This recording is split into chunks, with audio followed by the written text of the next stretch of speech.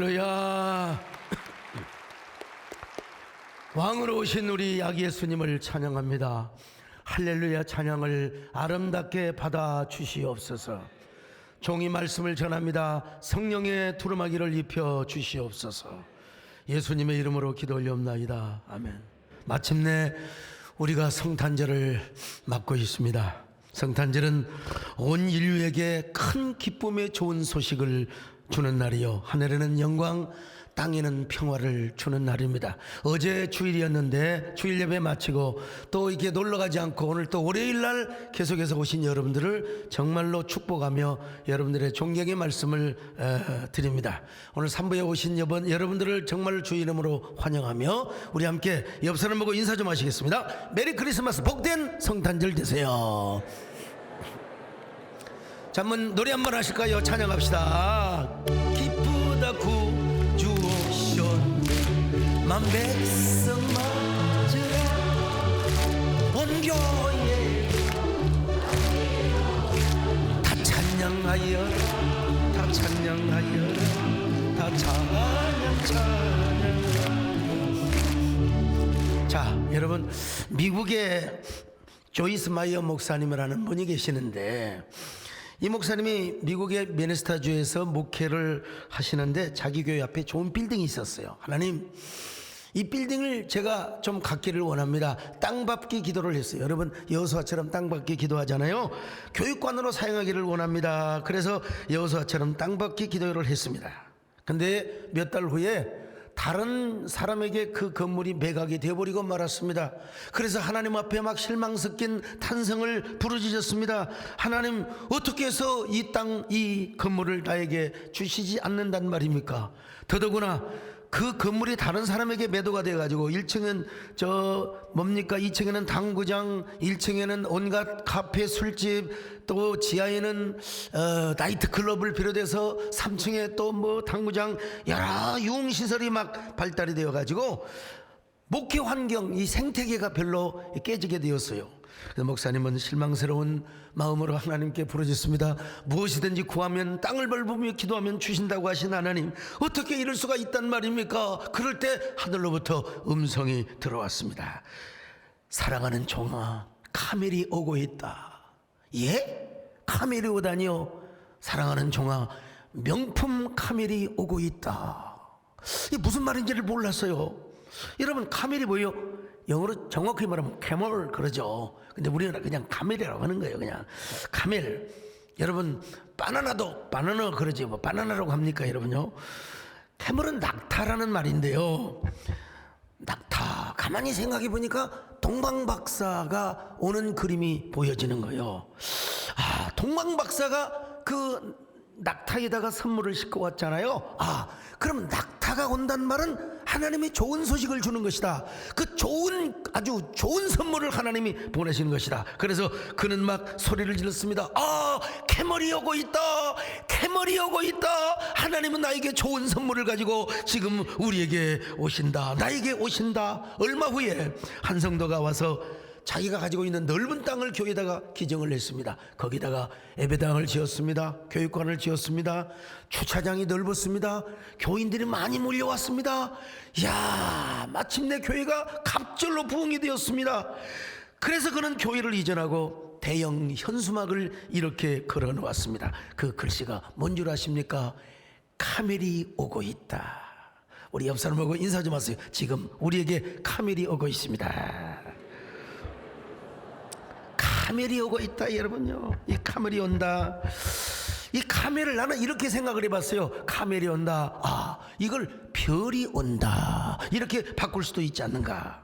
여러분, 오늘 우리 남진 장로님 기도 참 잘하셨는데요. 예, 별아 내 가슴에 라는 노래가 있잖아요. 예, 참 사랑의 이름으로 그리운 눈동자로, 뭐 이런 노래가 있지 않습니까?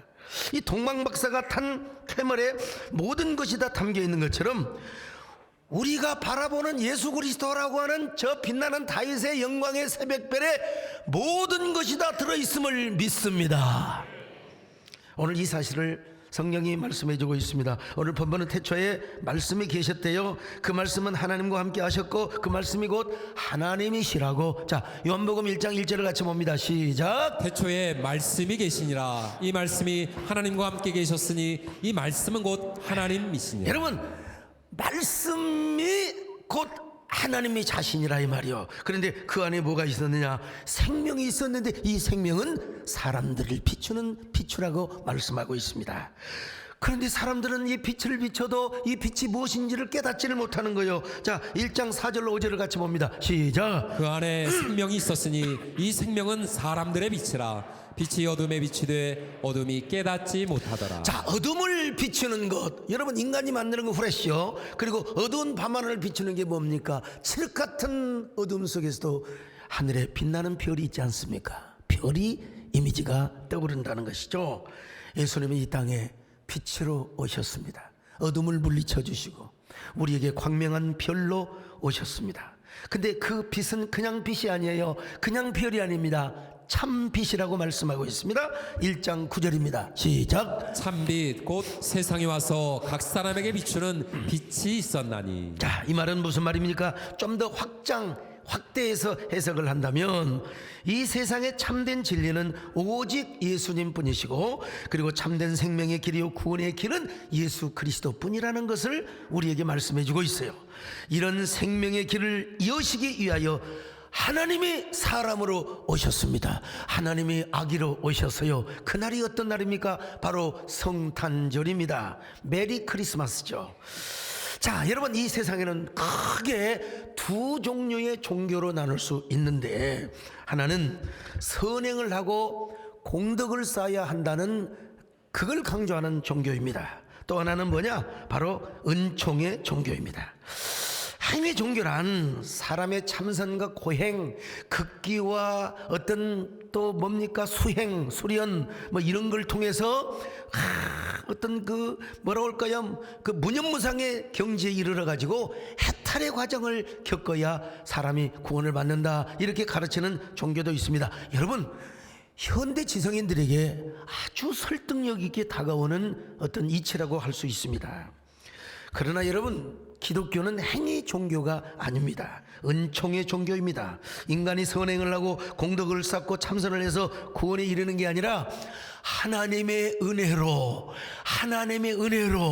구원을 받는다는 이걸 가르쳐 주신 날이 바로 무슨 날이냐? 성탄절이고 아기 예수가 이 땅에 오신 날이라는 것입니다. 여러분, 하나님의 은혜가 무엇입니까? 그것은 바로 예수 그리스도이시죠.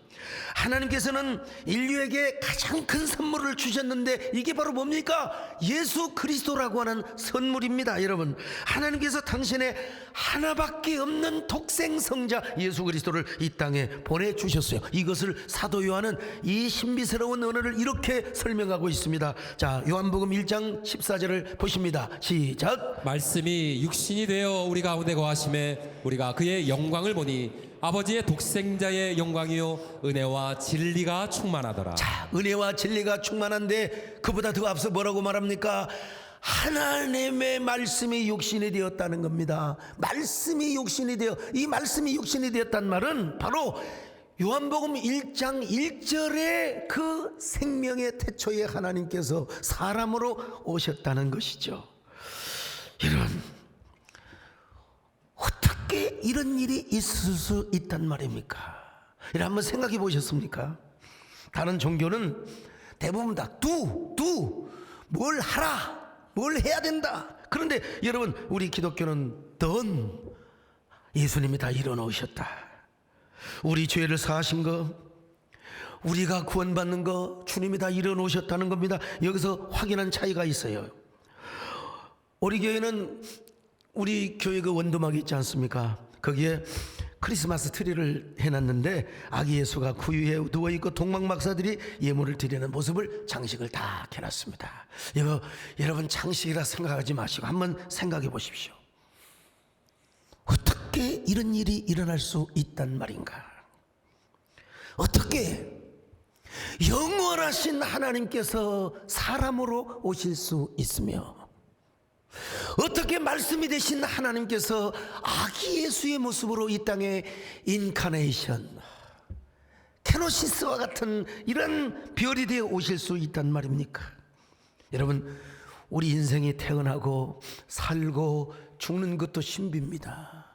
이걸 죽음의 신비, 생명의 신비를 여러분 알아내는 과학자가 아직도 없어요. 뭐 생로병사 아무리 얘기해도 사람은 태어나서 죽는 것입니다, 여러분. 근데 어떻게 하나님의 아들이 이 땅에 사람이 되어서 아기 예수로 오실 수가 있단 말인가? 세상에 이런 불가사의한 일이 어디가 있겠습니까? 이런 아이러니하고 이런 미스테리하고 이런 수수께끼 같은 이야기, 이런 어메이징하고 원더풀하고 이야말로 정말 말도 안 되는 이런 이야기가 어떻게 이루어질 수 있단 말입니까? 그런데 사도 요한은 또 이 하나님의 사랑을 이렇게 한마디로 표현합니다. 요한복음 3장 16절입니다. 시작. 하나님이 세상을 이처럼 사랑하사 독생자를 주었으니 이는 그를 믿는 자마다 멸망하지 않고 영생을 얻게 하려 하심이라. 하나님이 세상을 이처럼 사랑하사. 여러분, 하나님의 사랑의 역사는 어떤 역사입니까? 이처럼의 역사입니다. 하나님의 세상을 이처럼 사랑하사 독생자를 주셨대요.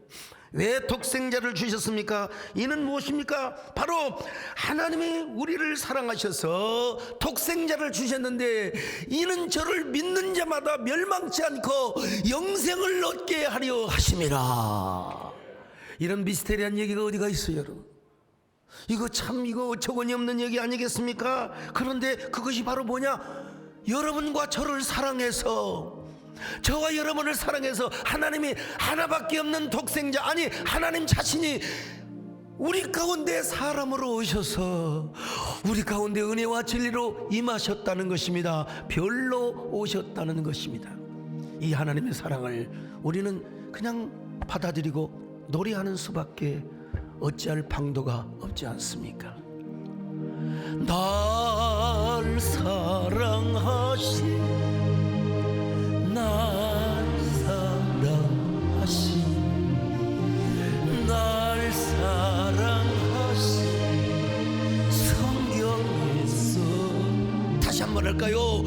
날 사랑하신, 날 사랑하신, 날 사랑하신 성경에 써 있네. 일본의 우찌무라 간조라고 하는 유명한 성자와 같은 분이 계셨어요. 이분이 제자들에게 신학교에서 성경을 강의하는 중에 이 문장이 나왔습니다. 하나님이 세상을 이처럼 사랑하사. 하나님이 세상을 이처럼 사랑하사 독생자를 주셨다는 것입니다. 근데 이걸 어떻게 설명을 하려다가 뭐 우주론적 법칙, 무슨 뭐 이런 법칙, 철학적 얘기를 다 끌어다니다 도저히 안 돼요. 그래서 그냥 여러분 몸살이나 요즘으로 말하면 독감이 걸려가지고 여러분 신학교를 3일 동안 나가지 못했어요. 제자들이 선생님께 와가지고, 선생님 왜 이렇게 몸져 누워 계십니까? 이보게나 나는 하나님이 세상을 이처럼 사랑한다는 말을 내가 설명할 수가 없어서 끙끙 앓다가 내가 몸살을 앓아버렸네. 이 사람들아, 나는 도저히 말씀을 설명할 수 없으니 내가 이 몸살을 앓는 것으로 하나님이 세상을 이처럼 사랑했다는 것을 믿기를 바라네. 여러분, 우리 교회는 성탄절 지나면 이제 또 송구영신 예배, 또 신년 축복성에, 와, 나도 여러분 이 하나님의 러브 스토리를 어떻게 설명을 하고 어떻게 신년 축복의 성회를 어떻게 잘 말씀을 전할 것인가. 여러분 그러다가 여러분 언젠가 코피가 터져가지고 3시간 동안 지혈이 안 돼가지고 여러분 응급실에 가서 저 보세요. 얼마나 멋있는 모습입니까, 여러분? 오늘 본문을 기록한 사도 요한도 마찬가지입니다. 일생 동안, 야, 어떻게 하나님이 사람이 되어 오실 수 있단 말인가? 어떻게 영원하신 무공 영원하신 하나님이 아기 예수로 오실 수 있단 말인가? 이 성탄의 신비와 경의 앞에 언제나 마음이 붙들어 매여 있었던 사람이에요. 그는 요한일서에서 이렇게 서두를 기록하고 있습니다. 태초부터 있는 생명의 말씀에 관하여는 우리가 들은 바요, 눈으로 본 바요, 주목하고 손으로 만진 바가 되었다는 거예요. 자, 요한일서 1장 1절 같이 봅니다. 시작. 태초부터 있는 생명의 말씀에 관하여는 우리가 들은 바요 눈으로 본 바요 자세히 보고 우리의 손으로 만진 바라. 사도 요한은 요단강 세례터에서 예수님을 처음 만났어요. 원래는 세례 요한의 제자였는데요. 근데 3년 동안 주님의 제자로 따라다니면서 가장 많이 사랑을 받았습니다. 왠지 끌리고, 왠지 그렇게 주님이 매력적이고, 그래서 같은 동성이요, 이성도 아니야. 근데 막 품에 안기고 주님의 손을 만지작거리며 주님을 껴안고 포옹하며, 그때는 여러분 그분이 하나님의 아들인 줄 몰랐어요. 일종의 선지자인 줄 알았어요. 그러나 그분이 십자가에 죽으시고 부활을 승천하신 후에 성령 체험을 하고, 그분이 바로 하나님이셨다니, 그분이 바로 하나님의 아들이셨다니, 그는 여러분 평생 성탄의 감격과 경의 앞에 눈물을 주르륵 주르륵 흘렸습니다. 90이 넘는 노인임에도 불구하고 감정이 다 일지 않아요. 세상에 그분이 하나님이셨다니, 그분이 하나님의 아들이셨다니, 그리고 그분이 십자가에 죽으셨다니, 세상에 어떻게 그분이 십자가에 죽으실 수 있단 말인가. 여러분, 쭈글쭈글한 노인의 얼굴 위에 눈물이 비오듯 쏟아졌습니다. 세상에 내가 손으로 만졌던 그 몸, 그 육체가 원래 하나님이셨다니, 그분이 천지를 창조하셨던 하나님이셨다니.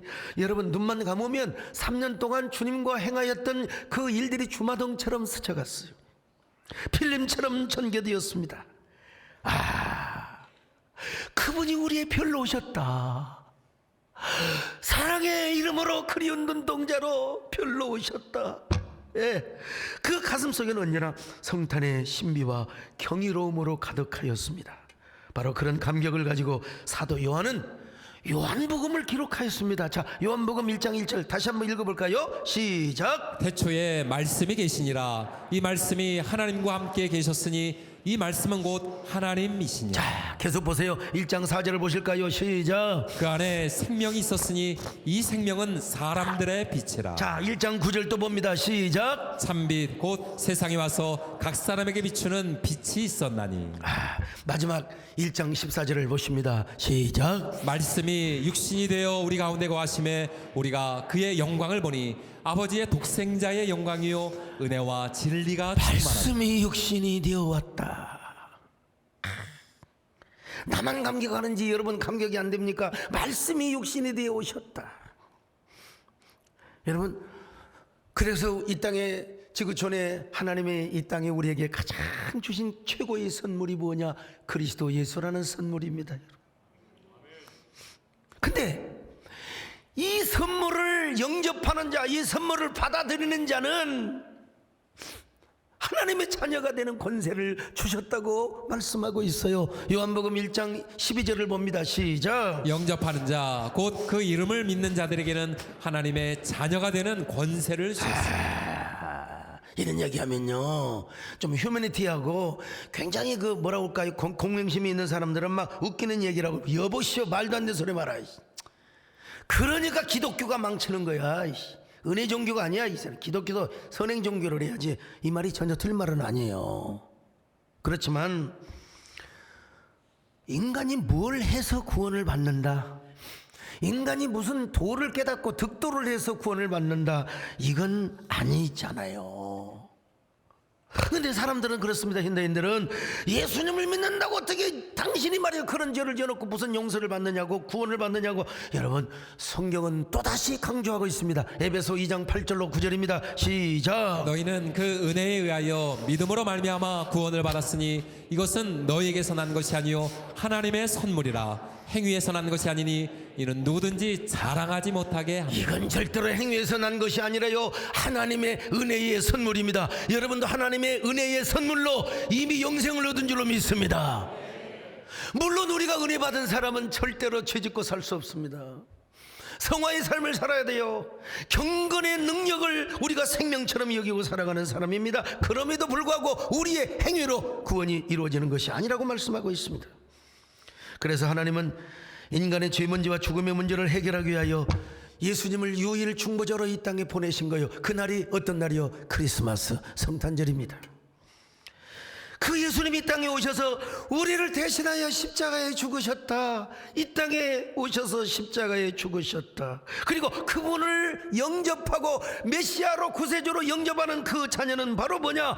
값없이 구원을 받고 하나님의 자녀가 되는 권세를 주신다고 분명히 말씀하고 있어요. 값없다. 이걸 영어로 하면은 공짜, 프리라고 할 수 있어요. 여러분, 우리 그 면세점관 듀티 프리 있잖아요. 듀티 프리, 세금 면제한단 말이죠. 근데 여기서 값없다는 말을 프리라고 하면 안 됩니다. 이건 영어로 구체적으로 하면 priceless, 값으로 따질 수 없는 어마어마한 선물이라는 것입니다. 도저히 값으로 환산할 수 없는 어마어마한 기프트. 인도에서 선교를 하셨던 선교사님 계셨는데 거기 뭐 힌두교와 불교가 막 그냥 판을 치잖아요. 선교사님이 그 힌두교와 불교에 빠져 있는 한 친구에게 전도를 했습니다. 친구야, 예수님만 믿으면, 예수님을 영접하면 우리 죄가 다 사함을 받고 우리가 하나님의 자녀로 거듭나고 구원을 받는답니다. 그랬더니 이해를 못해요. 선교사님, 값없이 영생을 받다니요. 우리는 구원을 받기 위해서 얼마나 많은 고행과 자산과 얼마나 많은 이 고통을 겪어야 하는 줄 아십니까? 죄를 지으면 델타 신전에 1000개의 계단을 기어서 올라가고 폭포 기어서 올라가면 물팍이 다 깨집니다. 그리고 1000명이 넘는 사람에게 자선을 베풀어야 죄가 용서될 똥말똥 하는데 어떻게 값없이 예수를 믿는다고 구원을 받는단 말입니까? 여러분, 그런 문화권에서 사는 사람은 당연히 그럴 수밖에 없는 거죠. 그러던 어느 날 그가 아주 좋은 진주 선물을 가져왔습니다. 그래서 선교사님이 이렇게 좋은 선물을 내가 어떻게 받으면 되겠느냐고, 내가 돈을 주겠다고 포켓을 열어서 돈을 주니까 아니라고. 선교사님이 저에게 돈을 주면 저에 대한 모욕입니다. 내가 생명을 걸고 저 바다 깊은 곳에 수영을 해서 목숨을 담보로 해서 가져온 이 선물인데 이걸 돈으로 환산하다니요. 저에 대한 모욕입니다. 그래서 선교사님이 그 말거리를 잡아가지고, 형제여, 바로 값없이 구원을 받는단 말이 그런 이야기입니다. 우리 하나님의 구원의 선물은 예수님이 피값으로 다 우리에게 값없이 영생을 주시는 것이 바로 우리의 구원이라는 것입니다. 예수 믿는 자에게 프라이슬레스한 기프트를, 영생의 선물을 주셨다는 거예요. 근데 이런 얘기하면 다시 말씀드리지만 굉장히 이성적이고 철학적인 사람들, 이런 사람들은요 굉장히 우습게 여겨. 여보시오, 말 같은 소리를 하지 말아요. 우리 인간이 뭐라도 해야지 말이죠. 기독교가 너무 언어의 은총을 다 강조하다 보니까 막 그냥 교회 가서, 여러분, 그건 믿음이 잘못된 것이지 하나님의 은혜 자체가 잘못된 게 절대로 아닙니다. 저도요 한때 그랬던 사람입니다. 학교 다닐 때 친구들이요 성탄절에 야야 과자 준단다, 사탕 준단다, 너나 많이 타고 다니라. 전도를 할 때 뭐라고 한 줄 아세요? 야, 교회 다녀, 예수 믿으면 구원받는다. 왜 구원받냐 이 새끼야, 10원을 받지.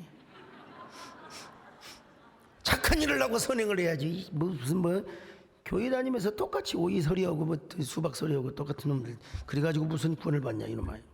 난 절대로 그런 거 안 믿는다. 이게 뭐냐면 저에게 있었던 기본적인 의예요. 기본적인 제 안에 있는 근데 어느 토요일 저녁에 제가 세상에 미쳤어요. 교회를 갔어요. 왜 갔냐면 내가 뭐 교회 다니고 싶어서 간 게 아니라 제가 군산 제일고등을 다녔는데 그 학교는 거지 같은 가난한 병의 학생들만 데려다가 장학금 줘서 공부시킨 학교라고, 거지 같은 학교라고. 그래서 내가 그 여학생들 혼내려고 제가 여러분 폼을 잡고 교회를 간 것 아닙니까? 근데 웬일인가요? 일단 교회는요 안내를 잘해야 됩니다. 안내. 어디 가서 보면 안내가 불친절하면요 아무리 그 경영주가 대단해도 병원도 마찬가지입니다. 간호사들이 안녕하세요 그래야 가고 싶죠. 원장님이 좀 무뚝뚝해도. 교회도 마찬가지입니다. 목사가 아무리 이렇게 쇠가 빠지게 설교를 해도 뒤에서 이야기하면서 껌땡땡 씹으면서 오셨어요? 저리 갔어요. 절로 갔어요. 그러면 진짜 성탄절이 절로 간다. 얼마나 여학생들을 훌륭하게 그냥 저를 친절하게 반겨주는지. 형제님 어서 오세요. 어서 오세요. 옆에 앉으세요. 제가 성경 찾아주고 제가 찬송가 찾아줄게요. 야, 그 친절 앞에요. 제가 나도 모르게 긍정적 가스라이팅을 받기 시작했습니다, 여러분. 목사님이 이런 설교를 합니다. 토요일날 중고등부 예배 드리는데 예수님은 우리 죄를 위하여 십자가에 죽으셨습니다. 예수님만 믿으면 다 우리가 천국을 갑니다. 내가 그래서 웃기고 있네. 아이고 진짜 교회 가면 맨날 저런 소리만 한다니까. 근데 그 다음에 한 얘기가 중요합니다. 예수님이 십자가에 죽으시려고 저 가야바 궁궐에서 채찍을 당하고 고문을 당할 때 베드로라고 하는 수제자가 있었는데 3년이나 따라다니는 베드로가 있었는데 도망가 버렸다는 거예요. 도망가 버렸다는 거예요. 예수님은 쓸쓸하게 골고다 언덕에 십자가를 메고 가셨다는 겁니다. 내가 여러분 그때 저의 기본적인 뭐라 할까요? 성격과 기질이 발휘가 된 거예요. 이런 의리 없는 양아지 같은 새끼 같은 여러분. 예수님을 3년이나 따라다니는 수제자였다면 십자가에 죽는 것까지 따라가야지. 나 같으면 내가 예수님 십자가 같이 죽겠다. 내가 교회 다니면 내가 안 그러겠다. 이런 마음이 막 그건 뭐냐. 아마 제가 지금 추억해 보건대 성령께서 제 마음을 문지르고 계셨던 것입니다. 제 성격과 기질을 녹화하고 계셨던 것입니다. 저는 몰랐죠. 전혀. 예배가 끝난 후 2부 순서 때 유행가도 실컷 하고 그 노래 잘한다고 박수 받고 그 이제 다 끝나고 나니까 형제님 기왕 오셨으니 성가대 연습 하시겠어요? 그래서 제가 네 그랬죠. 억지 춘향이가 되어서 내 생전 태어나서 처음으로 찬송가 곡을 암송을 했습니다. 생전 처음으로. 내가 엘터를 맡았는데 엘터의 그 음이 지금도 암송이 되고 있습니다. 죄짐 맡은 우리 구주 어찌 좋은 친구인지. 죄짐 맡은 우리 구주 어찌 좋은 친구인지. 걱정 근심 무거운 우리 주께 맡기세. 주께 고함 없는 고로 복을 얻지 못하네. 사람들이 어찌하여 아랠 줄을 모를까. 여러분 이 노래 부르면 아마 어쩐지 마음이 고요해질 거예요. 내가 뭘 한다고 고등학교 2학년 학생이 이 노래를 부르는데 왜 그렇게 마음이 평안한지, 누가 어떤 꽃으로 문지르는 가슴이기에, 어떤 손으로 문지르는 가슴이기에 이토록 사무치는 마음이 생긴단 말인가. 내가 뭐 엉엉 울지는 않았지만 막 여러분 눈물방울이 대롱대롱 맺힐 것 같았어요. 생명에 대한 그리움, 영혼에 대한 그리움, 존재적 그리움인가, 영생에 대한 근원적 목마름 같은 것들이 느껴졌단 말이죠. 그러면 마음이 평안해지는 거예요. 제 가슴속에 막 그냥 하나님을 아버지라고 불러본 적이 없지만 막 죄짐 맡은 우리 구주 어찌 좋은 친구인지. 기수에 가서 누워도 계속해서 이 노래가 이 음만 나오는 것입니다. 그냥 계속해서 한번 다시 불러볼까요? 죄짐 맡은 우리 구주 어찌 좋은 친구인지. 걱정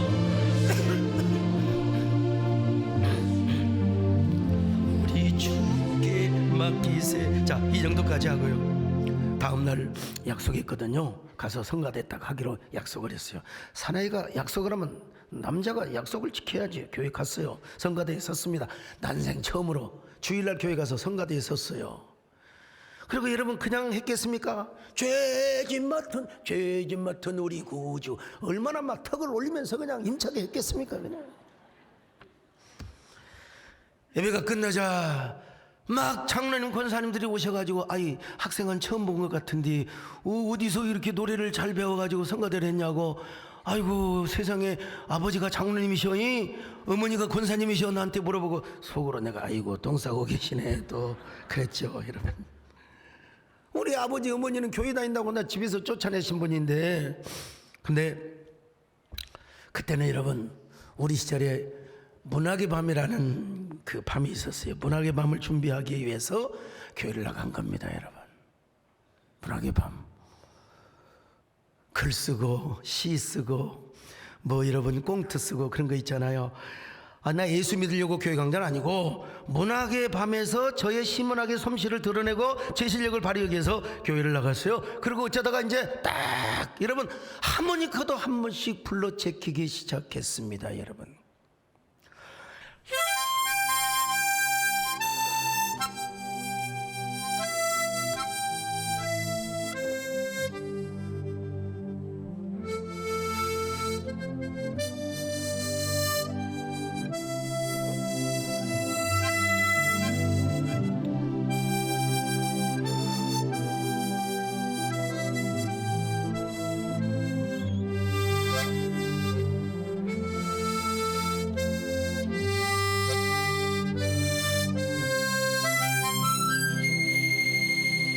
여기까지만 합니다.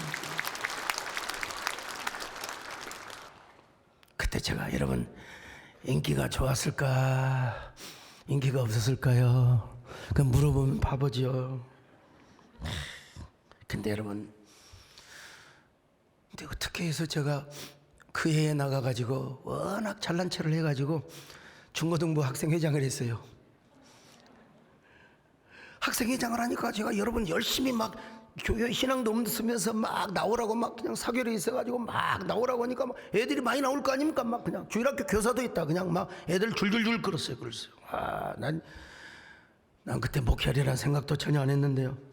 근데 어느 날 이듬해에 고3 여름 수련회 다 좋은 대학 보낸다고 막 그냥 특수반 만들어서 공부시키고, 나는 여러분 교회밖에 몰랐어요.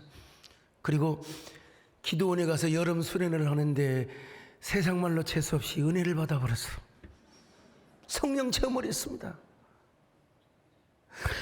야, 참 이런 기적이 어디가 있어요. 여러분, 은혜를 받으니까 예수님이 믿어지더라고요. 예. 은혜를 받으니까 어떤 사람은 졸리는 사람도 있을 텐데, 은혜를 받으니까 이야, 나 같은 사람이, 나는 예수 믿을 사람이 아니에요. 제가 더더구나 목사 될 사람이 전혀 아니란 말이요. 여러분, 저는 놀기 좋아하고 화끈하고 여러분 참 아주 먹고 마시고 노는 거 되게 좋아하는 사람. 근데 내가 예수를 믿다니, 나 같은 사람이 하나님의 종이 되다니, 이거는 진짜 수수께끼요.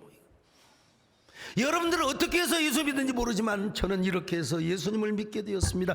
어디 적분이겠습니까? 여러분도 다 하나님의 은혜로 오늘 이 자리에 온 줄로 믿습니다. 한번 생각해 보세요. 어제 교회 나왔는데 또 오늘 나와? 이거 보통 믿지 않고 오늘 보통, 아니 오늘 우리 경기도 우리 존경하는 김동인 지사님도 오셨는데, 아이 비서관이 운전을 오실 줄 아는데 선수 운전을 오시고 이 눈이 오는 눈길에 이렇게 오시고 여러분 교회 오시냐고 얼마나 여러분 참 대단하십니까? 옆 사람 보시고 한번 인사 좀 하세요. 어쩌면 그렇게 대단하게 생기셨습니까?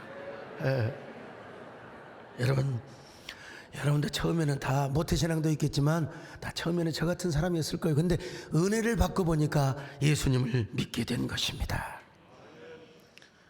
바로 그런 사람에게 주님은 별로 오십니다. 별처럼 임하십니다. 우리의 어두운 구석을 반짝이며 우리 안에 있는 어두움이 물러갑니다. 우울증이 물러갑니다. 열등감이 물러갑니다. 불안이 물러갑니다. 초조가 물러갑니다. 근심이 물러갑니다. 여러분, 우리 안에 있는 근심과 걱정이 물러갑니다. 제가 쓴 너라는 계절이 내게 왔다 시중에서 샘터사가 홍보하는 구절이 있더라고요. 보니까요, 별 하나 뜨지 않는 밤하늘에 별 하나 떠 있다면 그건 아마 내 가슴 속에 들어와 잠든 너의 이름이겠지. 이걸 이렇게 바꿔봤어요. 별 하나 뜨지 않는 밤하늘에 별 하나 떠 있다면 그건 아마 내 가슴 속에 들어와 숨쉬고 있는 주님의 이름이겠지. 예. 자, 우리 주님만 별이냐?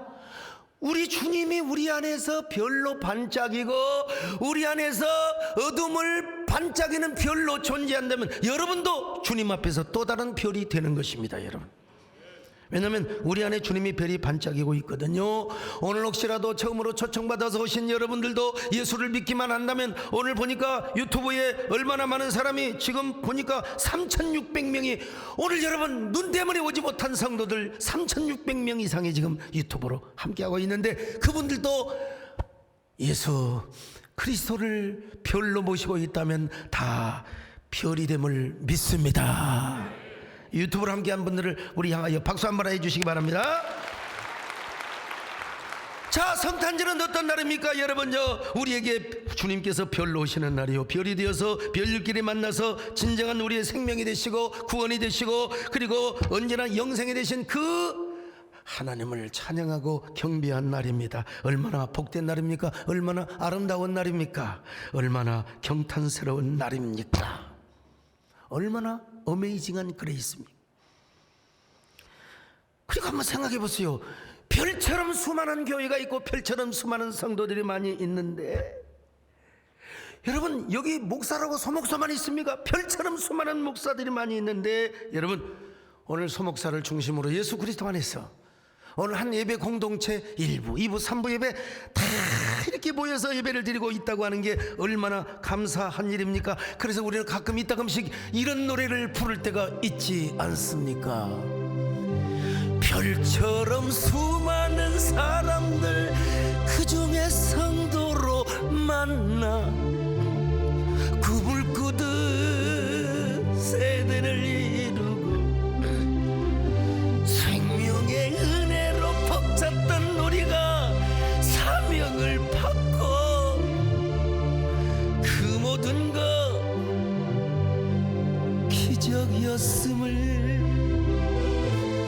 그 모든 것 은혜였음을.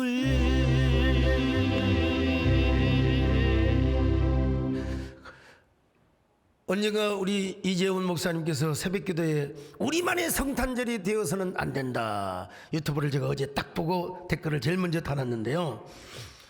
그렇습니다. 우리만의 성탄절이 되어서는 아니 되겠죠. 하늘에는 영광, 이 땅에는 평화가 이루어져야 합니다. 누가복음 2장 14절을 같이 한번 보실까요? 시작. 지극히 높은 곳에서는 하나님께 영광이요 땅에서는 하나님이 기뻐하신 사람들 중에 평화로다 하니라. 증오 사회입니다. 분노 사회입니다. 이 시대는요, 왜 이렇게 못 잡아먹어서 안달부달인지 모르겠어요. 기독교 안에서도 서로 싸우고 엉키고 말이죠. 여러분, 이러한 갈등과 모든 초갈등 사이를 해결시켜 주는 분은 그 누구도 아닙니다. 예수 그리스도밖에 없습니다. 그분이 우리의 화해의 별이 되어 주십니다. 여러분, 어떨 때는 막 저를 비난하는 사람도 있어요. 그럴 때 여러분, 아기에서 오셨던 그 예수 그리스도를 내 안에 별로 딱 모실 때 마음에 평화가 오고 긍휼히 여기는 마음이 생기고, 그렇습니다. 여러분, 사랑하는 여러분, 여러분에게 별이 오고 있습니까? 별이 반짝이고 있습니까? 그 거룩한 별이 여러분 안에 반짝여야 됩니다. 지난번에 아프리카에 가서 쫙 그 수많은 학생들, 이야, 얼굴도 검은데 근데 눈동자는 검은 눈동자가 얼마나 반짝거리든지, 내가 그랬어요. 내가 여러분들을 보면서 지금 어두운 이 밤바다에 별을 보고 있는 듯한 여러분의 그 눈망울에서 아프리카의 희망을 본다고 했더니 다 박수 주더라고요, 여러분요. 오늘 여러분들이 이 세상에 희망이 되시기를 바랍니다. 화해의 소망의 다리를 놓을 수 있기를 바랍니다. 별 대신에 예수님을 전하실 수 있기를 바랍니다. 그분을 전도할 수 있기를 바랍니다. 그래서 별빛으로 여러분이 가는 곳마다 언제나 어둠이 물러가고 빛이 비추어지며 아름다운 화해와 화목의 역사가 있기를 바랍니다. 죄인들을 위하여 주님 찾아오셨네. 주 안에 생명이 있네. 죄인들을 위하여 주님 찾아왔으나 사람들 영접하네. 예수 생명이 있네. 주님이 빛이 되시네. 예수 안에 생명이 있네. 주님이 빛이 돼. 자, 우리 가슴에 손을 얹고 함께 기도하는 시간을 갖습니다. 주님, 우리 안에 별로 오신 주님, 별처럼 반짝이시는 주님, 내가 이제는 주님의 별을 이 땅에 비추는 소망의 존재로 살아가기를 원합니다. 주님의 복음을 전하며 이 증오 아픈 너의 사회에 화목의 다리를 놓는 화해자가 되게 하여 주시옵소서. 그러기 위해서 우리는 주님이라는 별을 붙잡게 하시고 그 별이 우리 안에서 반짝거리게 하시고, 그리하여 우리가 영혼 구원은 물론 이 세상의 화목의 도구로 쓰임받기를 원합니다. 우리 모두 그런 사람이 되게 하여 주시옵소서. 한 1분 동안 간절히 묵상하는 기도를 주님께 드리겠습니다.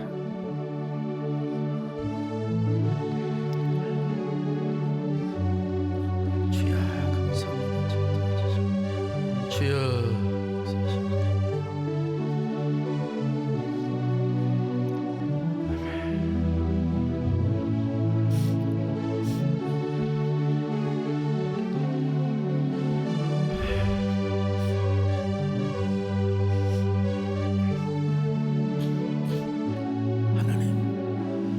하나님 아버지 감사합니다. 우리에게 성탄의 기이함과 경이로움을 허락하시는 하나님 정말 감사합니다. 우리가 웬년에 웬 사랑으로 하나님의 아들을 알고 그리스도를 알게 되었단 말입니까? 그렇지 않으면 우리는 우리의 의름 속에 빠져서 우리가 자멸의 구렁텅이에 빠져서 영멸할 존재일 텐데, 하나님의 사랑, 하나님의 은혜로 우리가 구원받고 하나님의 자녀가 되게 하셔서 감사합니다. 이 은혜를 믿고 이 구원의 별을 붙잡고 우리가 주님의 별을 우리가 반짝이는 그런 세상의 전도자요 화목자가 될 수 있도록 함께하여 주옵소서. 예수님의 이름으로 기도 올려옵나이다. 아멘.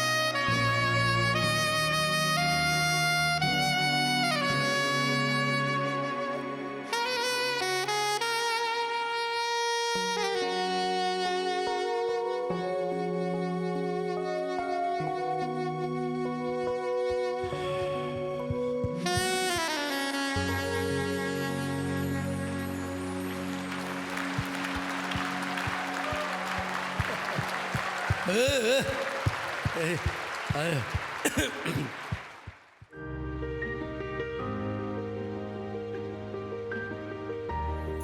안녕하세요. 12교구 이유경 집사. 소년부 박지윤. 유치부 박지안입니다. 첫째 지윤이가 자라면서 자녀에 대한 비전을 위해 기도해야겠다는 거룩한 욕심이 생기기 시작했습니다.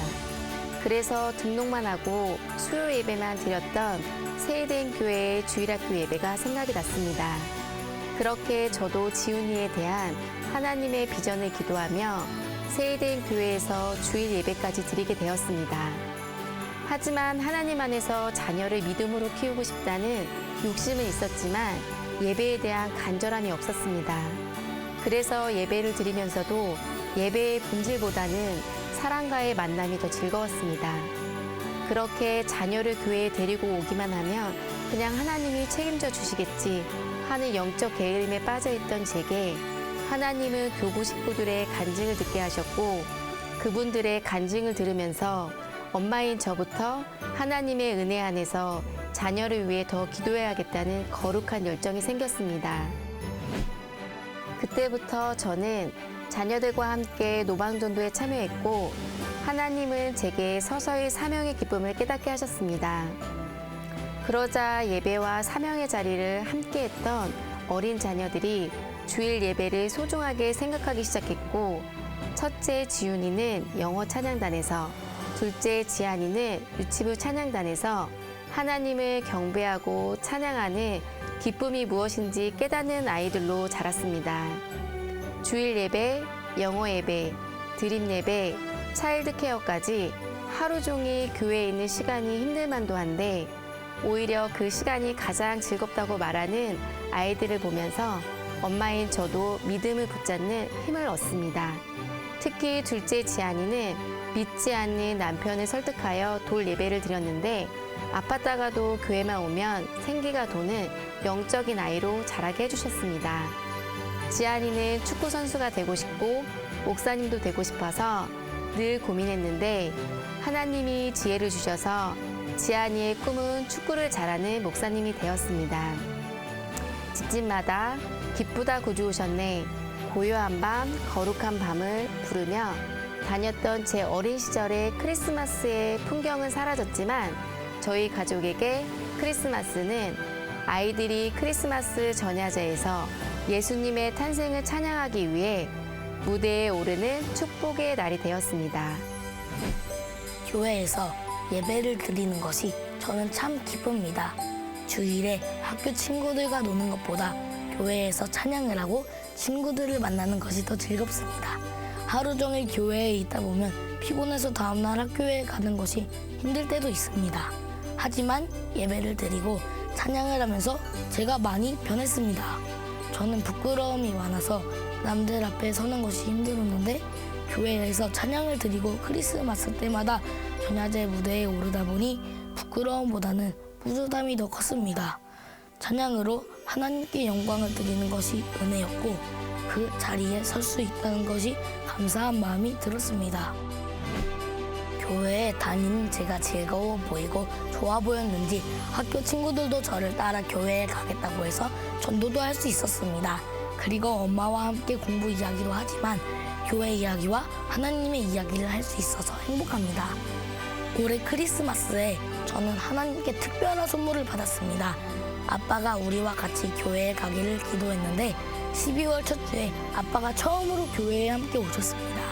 그래서 올해 크리스마스는 우리 가족에게 가장 행복한 크리스마스가 되었습니다. 이렇게 온 가족이 함께 크리스마스 예배를 드리게 해주신 하나님께 모든 영광을 올려드립니다. 메리 크리스마스!